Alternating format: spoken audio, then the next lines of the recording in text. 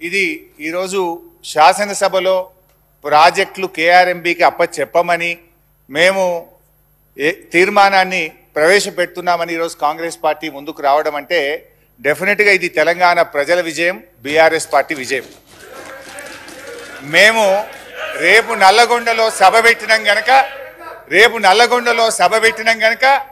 ఇవాళ ముందు రోజే సభలో తీర్మానం పెట్టి వాళ్ళు చేసిన తప్పులను సవరించుకున్నందుకు సరే ఒక్కటైతే సంతోషం. అట్లీస్ట్ ఇవాళ మేము గొంతెత్తి నల్లగొండలో సభ పెట్టినందుకు ప్రభుత్వం స్పందించి మేము ప్రాజెక్టులు అప్పచెప్పబోము అని ఒక తీర్మానం చేయడం అనేటువంటిది మేము దానికి సంతోషం వ్యక్తం చేస్తున్నాం. అయితే తీర్మానం గురించి మాట్లాడేందుకు ముందు అందులో ఒక 2-3 అంశాలు తీర్మానంలో మాకు సీరియస్ అబ్జెక్షన్స్ ఉన్నాయి. అదర్వైజ్ ప్రాజెక్టులు అప్పచెప్పబోము అనేటువంటి దాన్ని మాత్రం మేము స్వాగతిస్తున్నాం. గౌరవ ముఖ్యమంత్రి హరీష్ రావు గారు ఎన్నిసార్లు చదివినా నేను ఒక్కటే మాట చెప్పదలుచుకున్నా, డిలేకి తేడా ఉంది. ఒకవేళ ఇంగ్లీష్ వీరికి రాకపోతే వెనకాల ఒక ఆయన ఇంగ్లీష్ షానొచ్చు అన్నట్టు ఆయన ఉన్నాడు, ఆయనను అడుగుండ్రి.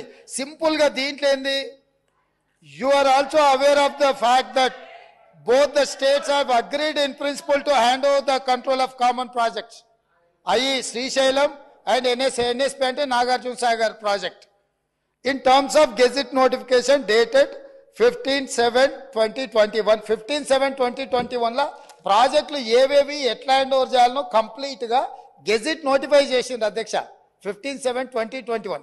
తర్వాత ఏమన్నారు వారు, but for want of finalisation of operational protocol of both dams handing over process being delayed. దీని అర్థము మేము కొన్ని కార్యక్రమాల వల్ల దీన్ని అప్పచెప్పడానికి కొంత ఆలస్యమే అయింది తప్ప మేము దీన్ని ఎక్కడ వ్యతిరేకిస్తలేము. మేము కేఆర్ఎంబీకి అప్పచెప్పడానికి సిద్ధంగా ఉన్నాము.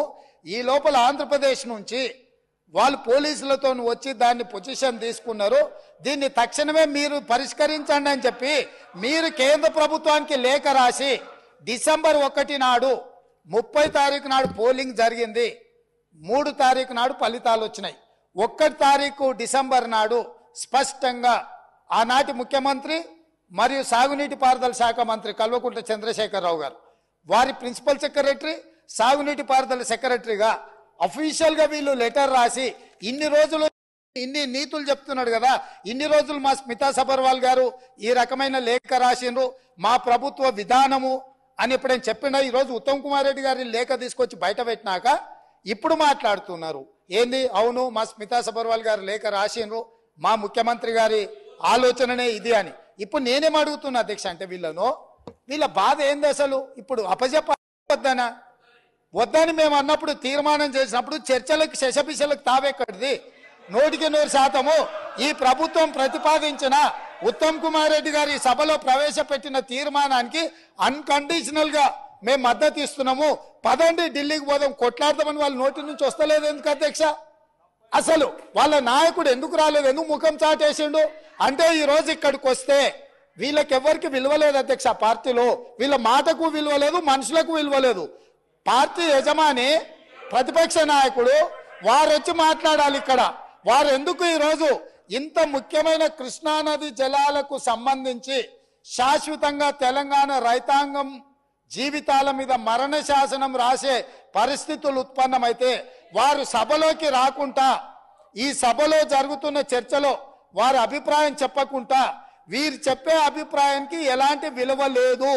వీళ్ళు ఎంతసేపు మాట్లాడినా ఈ మాటలకు ఈ చర్చలకు ఏ మాత్రము చట్టబద్ధత లేదు. కాబట్టి ఇప్పటికైనా మీరు వారికి సూచన చేయండి, లేకపోతే సభ వాయిదా వేయండి. చంద్రశేఖరరావు గారిని సభలోకి రమ్మనుండ్రి.